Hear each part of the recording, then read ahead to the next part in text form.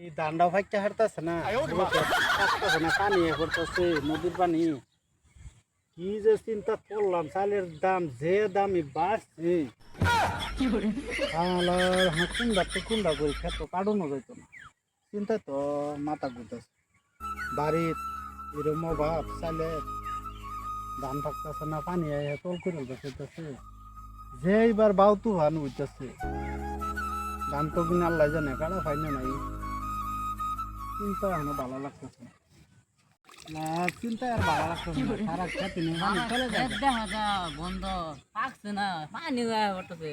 Bubble ভাই, ও এরা তুমি নো কি করাম কেনছি মারা, চিন্তায় তো মাথা ঘুরতেছে। যে চালের দাম বাড়ছে, ওই যে পানি হয়ে 50 টাকা কেজি চাল হয়ে গেছে। ওখানে দেখ খেটটা হকলে দানটা বার হয়েছে।